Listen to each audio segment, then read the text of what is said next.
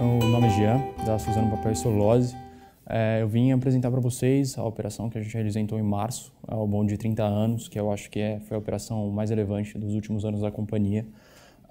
Para aproveitar, eu vou fazer uma introdução primeiro sobre o que é a empresa, para ter uma visão do porquê uma operação de 30 anos. Então, a Suzano é uma empresa de papel e celulose, com 11 bilhões de faturamento, 70% basicamente advindo de exportação, e com uma representatividade de 67% em celulose. É uma empresa que tem 3 linhas de negócio atualmente: tissue, papel e celulose. Como eu comentei anteriormente, a relevância maior está em cima de celulose, mas a gente possui uma competitividade estrutural em papel, por ser uma das pioneiras, uma das mais relevantes do mercado, então uma competitividade local. E em bens de consumo, muito focado em tissue, que é onde a gente enxerga um grande crescimento para os próximos anos. Falando um pouco sobre a estratégia do negócio, então dos próximos passos da Suzano, tentando fazer uma introdução para justificar uma operação de 30 anos e a relevância dela como um todo. A Suzano tem 3 pilares estratégicos principais, isso vindo dos últimos anos. A competitividade estrutural, que remete basicamente a ser uma empresa competitiva, negócios adjacentes, que são todos os novos negócios que a Suzano pode vir ainda entrar, que fazem sentido para a companhia, investimentos em diferentes setores relacionados ao seu core business, e redesenho da indústria, que são os próximos movimentos relevantes da companhia. E aí eu entro um pouco na operação. Então, a justificativa de 30 anos, que foi uma operação de 300 milhões de dólares, como eu havia comentado, melhorando o perfil de endividamento da companhia, tirando concentração do curto prazo, ela vem baseada em alguns pilares. Então, na época que a gente discutia qual seria o movimento ideal para preparar esse balanço para o futuro, que vinha sendo feito desde 2016, a gente entendia que existia uma série de instrumentos que poderia facilitar isso, então desde bonds perpétuos, desde bonds mais longos, até uns instrumentos tradicionais. Só que até 10 anos é onde a gente possui hoje o nosso perfil de endividamento. Então um alongamento desse prazo fazia todo sentido para poder criar uma curva adequada, criar pontos de precificação intermediários nessa curva, e colocar a companhia numa posição de liquidez muito relevante. Então, o racional por detrás do bonde de 30 anos ele foi baseado em alguns pilares. Então, a preparação do balanço, a preparação da empresa para o movimento transformacional, a inovação por ser uma primeira emissão de 30 anos de uma empresa não investment grade da América Latina. A primeira empresa a acessar o bonde de 30 anos desde 2014 para o Brasil em geral.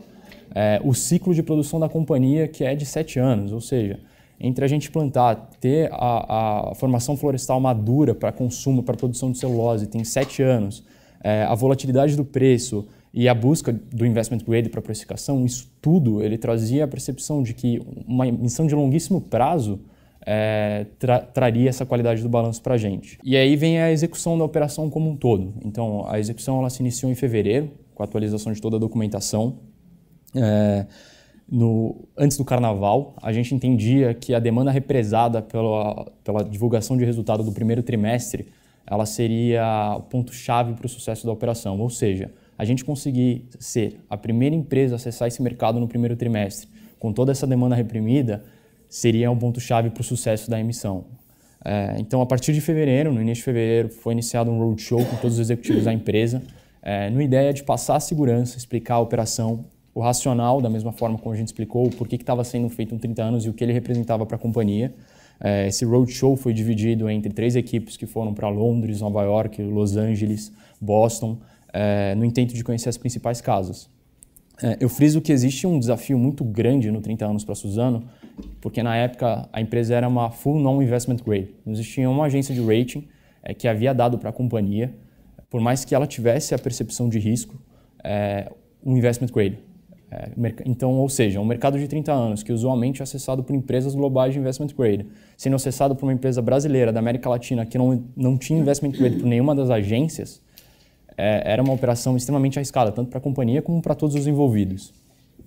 O Go, No Go e o pricing foi realizado no dia 9/3, felizmente com sucesso. mais de 2 vezes a demanda. Conseguimos reduzir o custo da emissão em 0,125%, então teve uma demanda maior do que a gente esperava. Os principais marcos da operação foi a melhora do perfil inicial que a gente tinha. Então a gente tinha um perfil de endividamento, onde tinha uma concentração nos primeiros anos e um prazo médio muito inferior ao ciclo da indústria, que era de 7 anos, então na época era 3 anos e meio.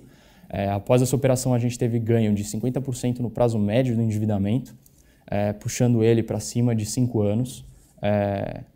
A melhora do curto prazo, então a gente utilizou todo o dinheiro, todo o use of proceeds dessa emissão foi basicamente utilizado para liability management de dívidas de curto prazo, abrindo espaço para que a companhia fizesse uma série de movimentos no futuro.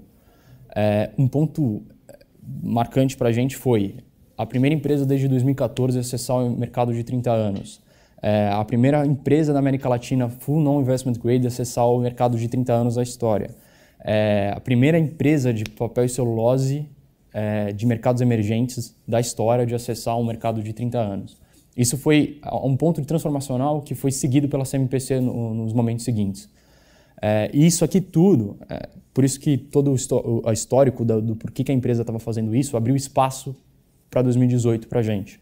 Então, ela permitiu que a gente fizesse os últimos movimentos que foram feitos. Então, desde a aquisição de terras para o ganho estrutural e a redução de custos para o raio médio, que foi feito no início do ano.